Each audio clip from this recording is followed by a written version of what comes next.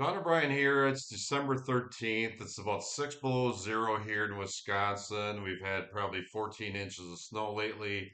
So, what better time than to discuss deer nutrition? And especially this time of year, very few people have enough winter feed, have enough stockpiled feed, have enough high energy feeds out on your properties for deer and extreme conditions like this. Um, so when we talk about deer nutrition, I want to start with the most limiting factor in nutrition, that being energy. Energy is required for all bodily functions and system functions, everything from fiber digestion, total digestion, everything, energy, fiber, protein digestion, water transportation throughout the system, respiration. So you could be a little more marginal on protein. You could be short term a little more marginal on some of the major and trace minerals. Um, and fiber is super important. We're going to get into it in a little bit, but you got to have enough energy to drive the train. And so when you're at a negative energy and you're taking off too much condition, especially this time of year, that can affect you moving forward. In extreme cases, with a doe, even if you don't see animals dying, with extreme cases, you could see some abortions. For pregnant does, bucks are going to be more depleted, and then in the spring, um, I call it compensatory gain. They're going to be using more of their new growth, new groceries, new goodies that they're consuming to rebuild their bodies uh, first. Not that they're not going to be growing antlers at all, but again, more of that proportion of your nutrition is going to go to body replenishment, um, and a little less of that is going to be able to be directed to what most people are trying to do is grow larger and more developed antlers. Um, so that being said, some of you guys are very aware that a lot of people like to put a lot of straight corn out there in cases whether it be baiting or supplementing or whatnot. And corn being one of the highest energy sources. But again, here's a couple little concepts with that. If a deer is consuming whole shell corn, whether it be you're supplementing or if it's on the ears, that's corn that you plant out on your properties, whole corn is not as likely to be as fully digested, so you're going to have loss. So, for example, if you were supplementing and you fed coarse crack corn, you will get a little better digestion from that than whole corn. And again, if you fed really fine ground corn, yeah, you'd have even better digestion. Yeah, but the negative ramification is more potential for acidosis. And again, you could see a little faster rate of passage and faster pass through. And as a result, you could actually net a little less energy consumed from that fine corn. Um, so, forages that you guys will grow, in food plots. So you can have some pure brassica plots, different brassica combination plots. So, for example, brassicas are very, very low in fiber, very high in energy and minerals and protein. But again, because they don't contain a lot of fiber, they have a much faster rate of passage as the deer consumes it. It'll move through the system really rapidly. And in cases of the perennial clovers, annual clovers, alfalfa, other legumes, they have a pretty good amount of fiber and effective fiber, but they also have a fairly fast rate of passage from when it's consumed, moving through the rumen and moving through their system. And then lastly, there's a lot of browse, woody browse, different browse on your properties from many different sources. Some of those are very high in fiber, and in some cases can be too high in fiber. So and in a lot of cases, especially if it's woody browse, some of that fiber can be undigestible. So yes, it's super high in fiber, but it takes a lot of energy to work on that, try to digest it. And a percentage of that will never be digested. It'll just be flushed through the system. So some of these effective fiber sources and some of these browses and that um, are giving us the beneficial fiber. And in some cases, some of that fiber could be pretty effective to be broken down. And in some cases, we could actually have some decent or moderate amounts of energy in some of this browse. So the whole thing is we laid a little foundation, but let's just do this. So for example, let's just say I'm using my hand here. Now let's just say that's the deer's room, and then let's just say what would be the most ideal situation? Deer wakes up in the morning, gets up, stands, sees some browse from whatever source it is near their bed. Could it be they walk out like 20, 30, 50 yards to your food plot? Sure, right? We'd like that to be digestible fiber. We like that to be effective fiber. So then if the deer goes out and you got a cornfield or soybean field or pure brassica plot, anything that's might be really good on energy but it's very low in fiber, we want that to be consumed secondary, and then that effective fiber is going to help capture and retain and hold those really valuable high energy sources longer, if that makes sense. And it's the same concept with protein.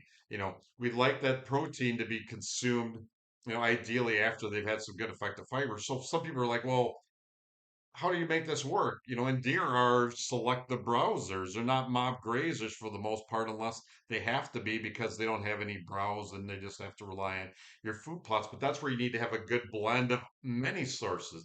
You need to have a good blend of whether you might have some bean fields out there, you might have some corn fields or grain sorghum fields. Um, millets, sunflowers, things that are, energy sources. You might have some pure brassica plots. You might have some perennial plots.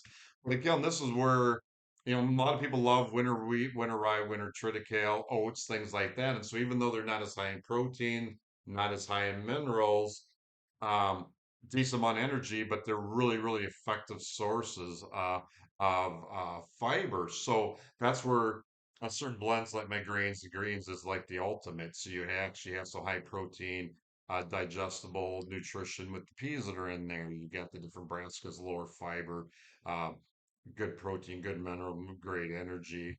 And then those grains come in effectively if they're browsing out there.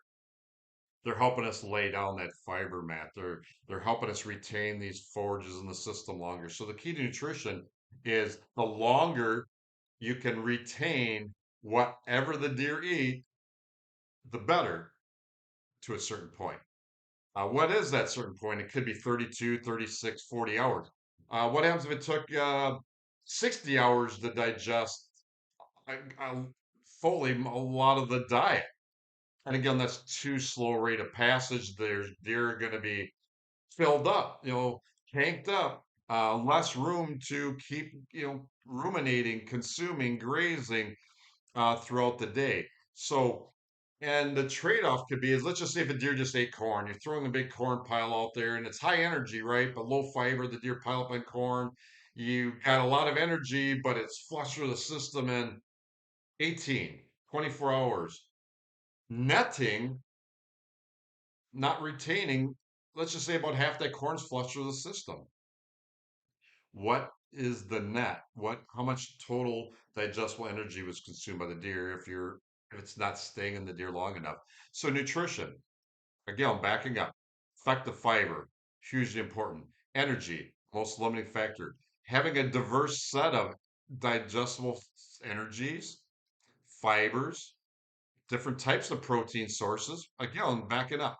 The protein that's in the grain is different than the protein in grains, being winter wheat, winter rye, winter triticale, oats, barley, things like that, is different than the protein that's in your clovers, which are different than the protein that's in your alfalfa, which are different than the protein sources in your brassicas. So again, nutrition is about having matching up your protein sources with your energy sources, with your fiber sources. Basic concept.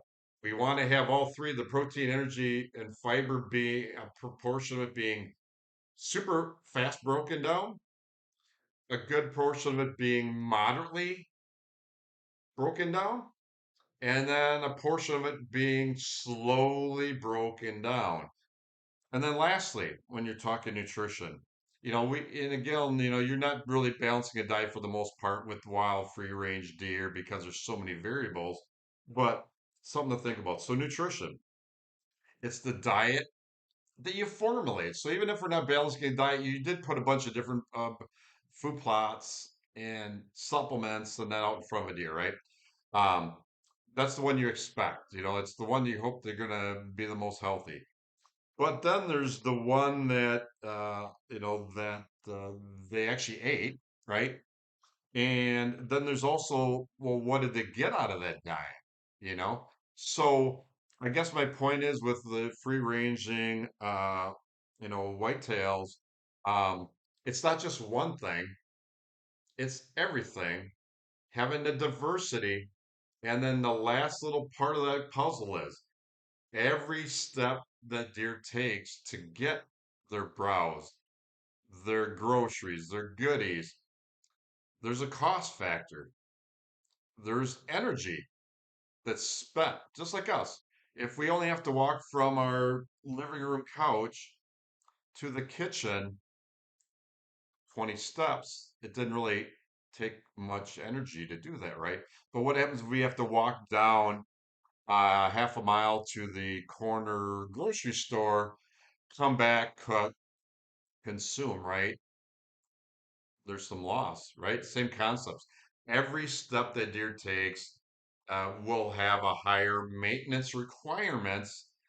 And so you're going to lose some potential of our groceries and those goodies for growth, gain, right? So that's why we also want to spread your plots throughout the property and also think about, well, where are your deer bedding in the spring? Where are they bedding in the summer? Where are they bedding in the fall? Where are they bedding in the winter? And to try to put adequate food sources closest to their bedding options for the season. And again, easier said than done with some properties because maybe you don't have enough acreage.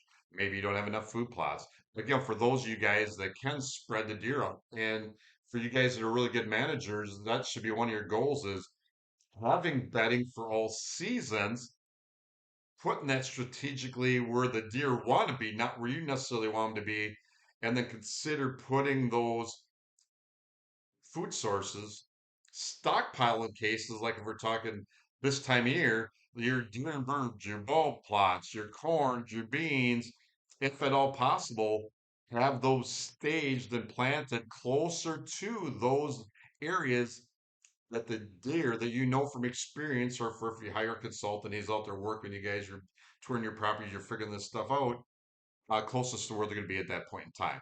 So anyway, a little deer nutrition 101 from John O'Brien, Grandpa Ray Outdoors. Stay tuned. We'll do another seminar coming up here. We'll call it Deer Nutrition 202. Thanks for watching.